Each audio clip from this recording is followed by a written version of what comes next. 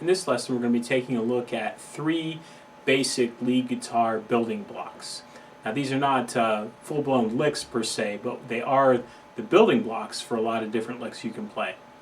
Now, we're going to start off by playing these all on the 2nd and 3rd strings.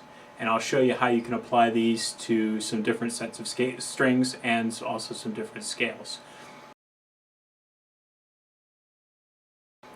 First, take your 3rd finger and put it on the 2nd string at the 15th fret. And what you're going to do is pull off from that note to your 1st finger on the 2nd string, 12th fret. I'm then going to play my 14th fret on the 3rd string with my 2nd finger. Now, picking is important for these building blocks, and here's the picking for this particular exercise. What you're going to do is pick up on the 2nd string, pull off, and then down on the 3rd string. So here's the whole thing.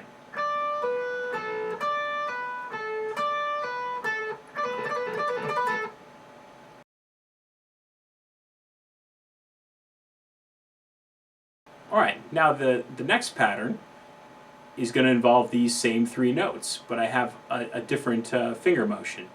Here what I'm going to do is I'm going to start off with my 1st finger on the 12th fret of the 2nd string, hammer on to the 15th fret on the 2nd string, pull back off, and then I'm going to play the 14th fret on the 3rd string. So here's the whole thing.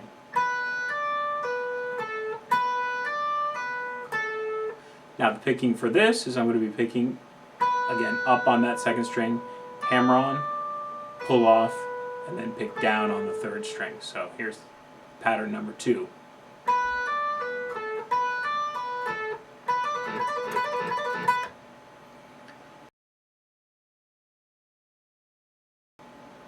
Now the 3rd pattern that I have here, again, is going to involve these same 3 notes. This one's going to involve a little bit more picking.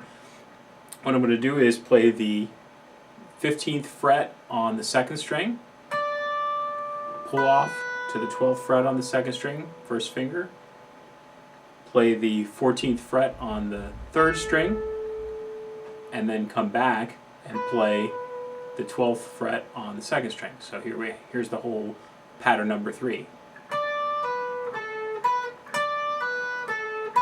I'm going to be picking down, pull off, down, up.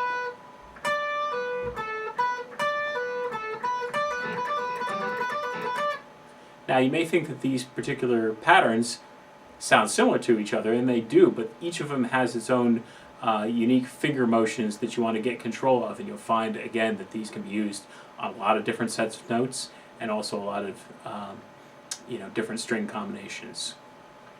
Alright, now what I'm going to do is take these 3 patterns and take them through a basic E minor pentatonic scale at the 12th fret.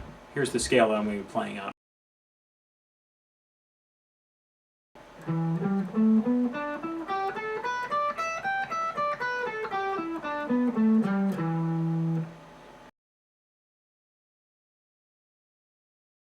Now when I showed you those basic patterns to begin with, they all already came out of this E minor pentatonic scale. They were just the notes out of an E minor pentatonic scale on the 2nd and the 3rd strings.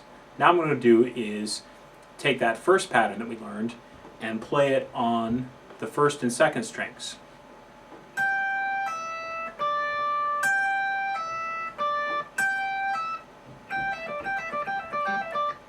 Now, the difference here between how we saw this on the 2nd and 3rd strings is that my 3rd finger has to play the same fret on both the 1st and the 2nd strings.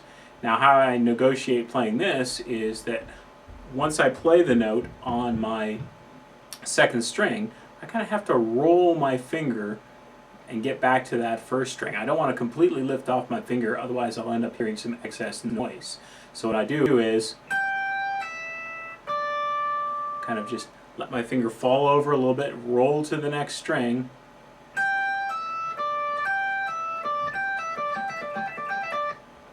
okay? Now, I am also using my third finger to play this 15th fret, where you just saw me play the scale with my fourth finger. Now I most certainly could play this with my pinky, but especially if I'm doing bends, my thumb's going to be up, and I'm going to find this a lot easier combination to deal with. So, first and second combination. Back to that original one that we did that was on the second and third strings. Now I'm going to take this down to the third and fourth strings, and then the fourth and fifth strings. And I'm actually going to leave off the fifth and the sixth string because, well, I could do this. It's a little bit more awkward fingering, so I'm just going to leave that off for the moment.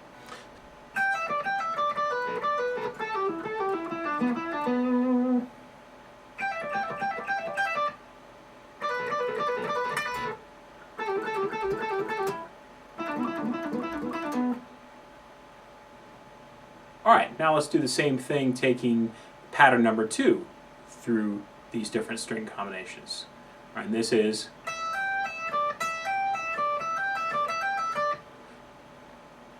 then the original pattern, which was on the second and third strings, and then on the third and fourth, and then the fourth and the fifth.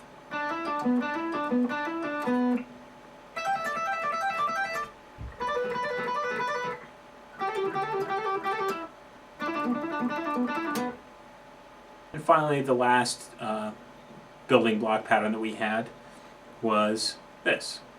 So that's on the first and second.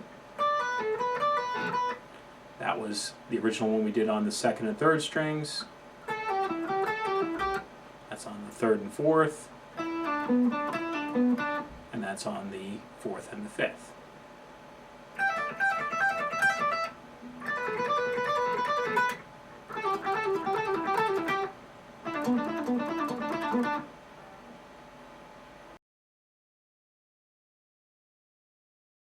Alright, we're going to see all kinds of things that you're going to be able to do with these.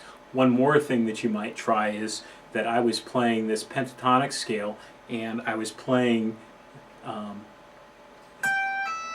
for instance, on this first and second string, and I was playing the 15th fret on the second string. Now what I could do is, there is a note on the 12th fret of the second string that's in that E minor pentatonic scale. I could just bar my first finger across there, and I have the same finger motion, but a different combination of notes because I've changed the note that is on the second string. Alright, get comfortable with these three patterns because we're going to be taking a look at a lot of things that you can do with them, and you'll find that even though it seems like these are three simple things that you can do, there's a lot of power in them. Alright, have fun.